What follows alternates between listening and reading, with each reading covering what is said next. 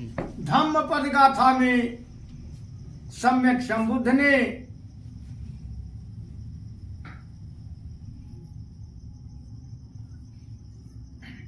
क्रोध बग्गो में कहा है, अक्को धेने कोधंग जिने असाधुं साधुकं जिने जिने कदरियं दानं सच्चे नील बादकं। धम्मबंधुओं, एक बार सम्यक संबुद्ध राजगृह के बेल वन में विहार कर रहे थे। राजगृह की एक श्रेष्ठी की पुत्री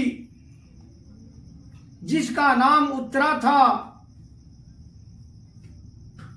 उत्तरा 7 साल की आयु में ही भगवान बुद्ध के उपदेश को सुना। तभी से भगवान बुद्ध के उपदेश के प्रति उसको श्रद्धा जगी और वह जब बड़ी हुई, शादी करने योग्य हुई, तो उसके पिता श्रेष्ठी ने एक श्रेष्ठी परिवार में ही शादी कर दिया। शादी करके उत्तरा जब अपने ससुराल पहुंचती है तो उसका जो पति था, उसका ससुर था, ये बड़े कंजूस थे, कृपण थे। कुछ समय बीत गए, उत्तरा को भगवान बुद्ध के उपदेश को सुनने का अवसर नहीं मिला और ना उसको दान देने का अवसर मिला। तब उत्तरा ने अपने पिता के पास पत्र लिखा, पिताजी, इससे अच्छा तो था कि आप मुझे दासी बना करके रखते ताकि मैं धम्म सुन सकती और दान दे सकती। यहां मैं जेल की तरह कैदी बन करके अपना जीवन यापन कर रही हूं। इस चिट्ठी को श्रेष्ठी जब पाता है तो अपनी पुत्री के पास 10,000 कारसापड़ भेजता है और कहा, उत्तरे, वहां एक सिरना नाम की गड़िका रहती है और उसको तुम 7,000 कारसापड़ दे देना। वह एक दिन का 1,000 कारसापड़ लेती है और उससे कह देना कि तुम्हारे पति की 7 दिन तक अच्छी तरह से सेवा करे, शेष 3,000 कारसापड़ तुम दान दे करके धम्म को सुनने का काम करो। उत्तरा बहुत प्रसन्न होती है और सीमा नाम की कन्या को, गड़िका को अपने पति की सेवा में लगा देती है। इस तरह से गड़िका उसके पति की सेवा करती है। इधर 7वें दिन के लिए उत्तरा भगवान बुद्ध को भिक्षु के संघ के साथ भोजन के लिए आमंत्रित करती है और एक दिन पहले से ही वह घर की साफ सफाई में व्यस्त हो जाती है, सारे इंतजाम में लग जाती है। गर्मी का महीना था, उसके शरीर से पसीना धार की तरह से बह रहा था।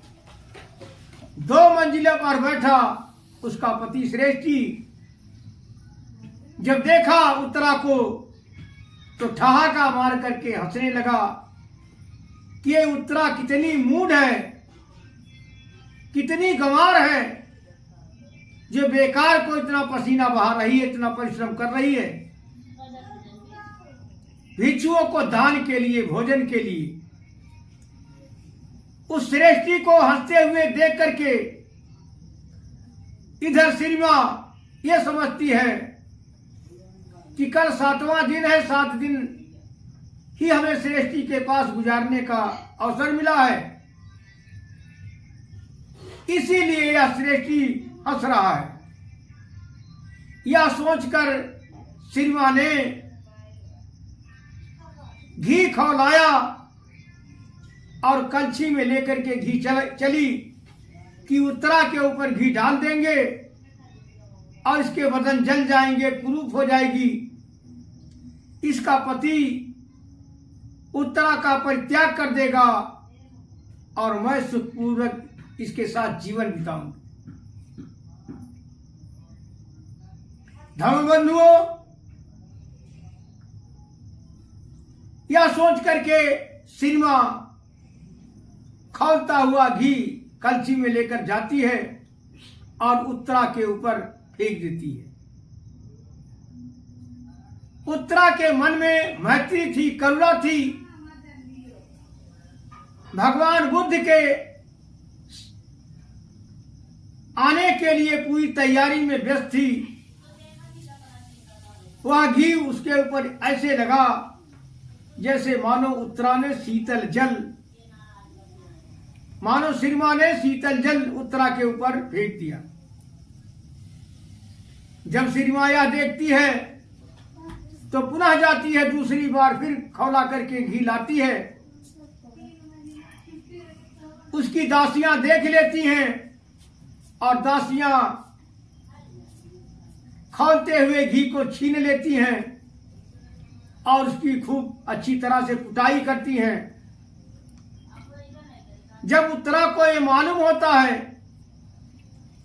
तो उत्तरा अपने कार्य से निवृत्त होने के पश्चात ठंडा तेल लेकर के जाती है और श्रीमा के पूरे शरीर में मालिश करती है।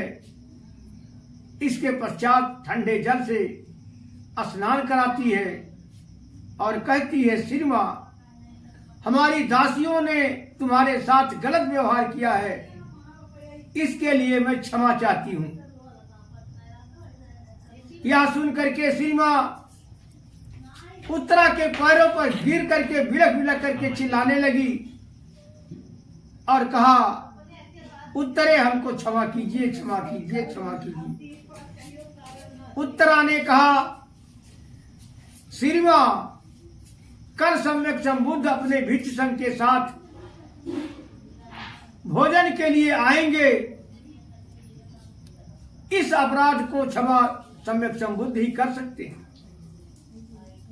दूसरे दिन जब सम्यक संबुद्ध है 500 भिक्षुओं के साथ है उत्तरा के निवास पर भोजन के लिए पधारे, तो उत्तरा ने सबसे पहले सभी भिक्षुओं का चरण धुलवाया, आसन पर बैठाया और नाना प्रकार के भोजनों से संतृप्त करवाया। पात्र धुल जाने के पश्चात उत्तरा एक छोटा सा पीढ़ा लेकर के सम्यक संबुद्ध के पास आती है, अभिवादन करती है, चरण स्पर्श करती है। तब तक श्रीमा भगवान बुद्ध के चरणों पर गिर पड़ती है और सारे दृष्टांत को सम्यक संबुद्ध से कहा सुनाती है। तब सम्यक संबुद्ध कहते हैं, क्यों उत्तरे, ऐसा ही है? उत्तरा बोलती है, हाँ भगवान, ऐसा ही है, आप श्रीमा को क्षमा करें। तब भगवान बुद्ध ने इस गाथा को कहा था, अक्कोधेन जिने कोधं असाधुकं साधुना जिने जिने कदरियं दानं सच्चे नील बादनं। भगवान बुद्ध ने इस गाथा को कहा था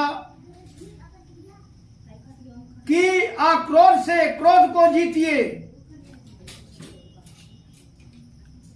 सज्जनता से दुर्जन को जीतिए, दान देकर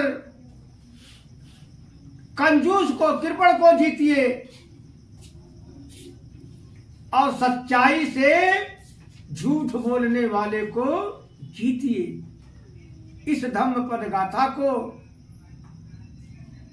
क्रोध भग्गों में भगवान बुद्ध ने उस समय कहा था। धर्म बंधुओं, इस प्रकार उत्तरा भगवान बुद्ध के चरणों में पड़ करके श्री मां और कहती है कि भगवान हमें आप अपने भिक्षुणी संघ में शामिल कर ले। इस तरह से श्री मां जो इतना क्रोधी थी शांत हुई और सम्यक संबुद्ध के भिक्षुणी संघ में सम्मिलित होकर के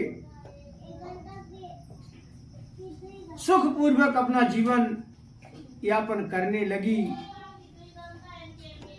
सभ्य सत्था सुखी होन्तु, सभ्य होन्त्य खेमिनो, सभ्य भद्राणि पश्यन्तु, मां कंची दुख मां गमा।